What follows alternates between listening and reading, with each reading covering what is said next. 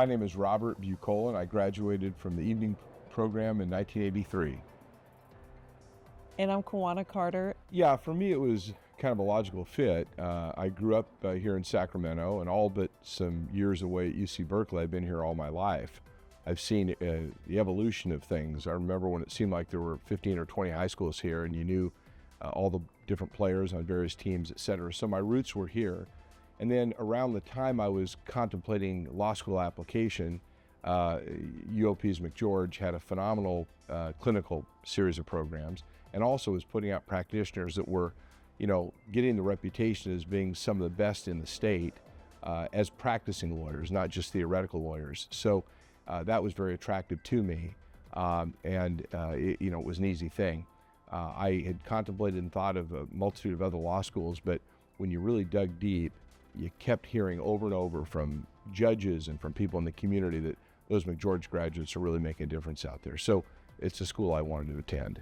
I go way back. I was in the 8th grade, and we were putting on a mock Miranda trial, and I was selected to be one of the 4 lawyers in the classroom, and I loved it. And I had a neighbor, ironically, growing up, that was a trial lawyer, a fellow by the name of Mort Friedman, and we would hear about things that he would do to make this world safer and better place. And I became subtly indoctrinated when I was very young to be not just a lawyer, but be a trial lawyer and do the kind of work I'm doing now. So I don't have that storied past where I discovered something in college. This is what I wanted to do from day one. So when COVID hit, I was not working in the hospital, which gave me an opportunity to do some volunteer work in the community at the time when the vaccine was being rolled out. And I volunteered in our community, and I realized that the vaccine was being given to an affluent community when I knew that the people who were suffering the most and dying the most were people in this community and communities like this community. And what I did was I found a way to get the vaccine, and I started a mobile clinic in a community just like this one, Del Paso Heights.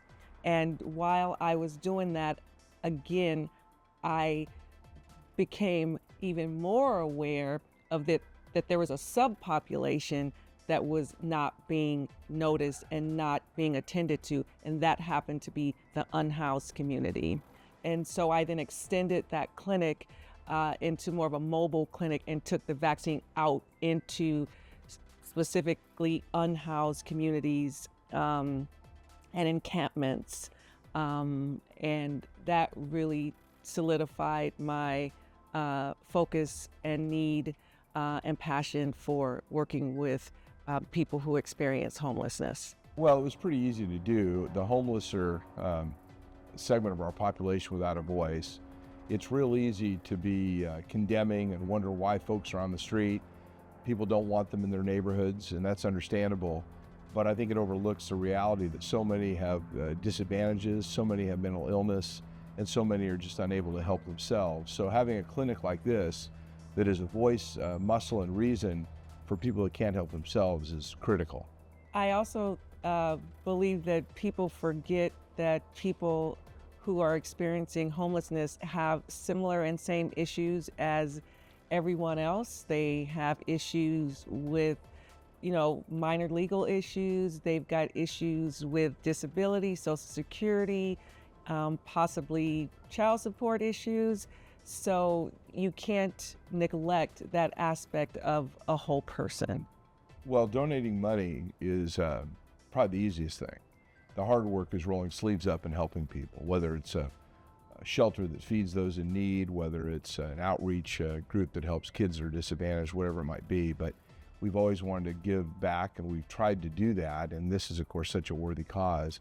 Knowing the effect that the program has had, knowing its director and leadership aspects is quite inspiring. Not only does this program help individual persons in need on the streets, but legislation has been passed, laws have been changed, and it's really wonderful to know the law school that I graduated from is putting energy out in this less than glamorous area. It aligns with my values because I come from a healthcare perspective, and I believe, again, in taking care of people as a whole.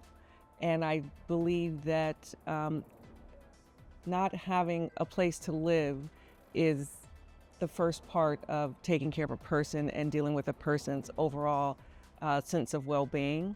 And so I believe in approaching people from a holistic point of view. And this is just one part of seeing people as humans. Well, in sponsoring trial ad programs, which I've done for a number of years, we're really preparing law students for a task that few get preparation for in law school, and that's what happens in court. You know, you hardly know where to stand when you come from most law schools, but here at UOP's McGeorge, they have clinical programs that really put students ahead of the game, even ahead of many 3, 4, 5, and 6-year practicing lawyers because of what they're able to be taught about courtroom skills. I'm very proud that UOP's law school has put out the quality of advocacy that every year they finish 1, 2, 3, 4 in the country against the biggest schools with the most widely known names. So that's a testament to the training that goes on here and the competitiveness of the students here. It's critical to have an understanding of what it takes to represent clients with great advocacy in court. It takes enormous amounts of preparation.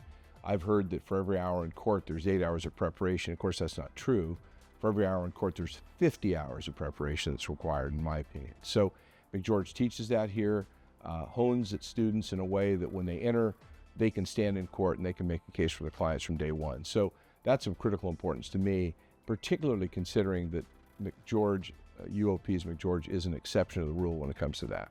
I think building the McGeorge's footprint within this community is going to be huge, not only for McGeorge, it's establishing itself as a law school for the people, but also bringing, stabilizing this community. I think historically, this community has been a huge representative of an underserved population. And as it's changing, the needs of the community are changing, and there's definitely the necessity for the legal presence in McGeorge in particular to stand as a representative of the community. We envision that McGeorge will continue to evolve positively. It is a real force within the legal educational system now in this country, more so than it was a decade ago and more so than it was 2 decades ago. So we think this gift is going to help continue to develop this clinical program and mark McGeorge not only as a great school when it comes to putting out corporate practitioners, but those that are willing to represent those in society that need it the most. So that's very rewarding. We think that's very consistent with what we see happening with the law school.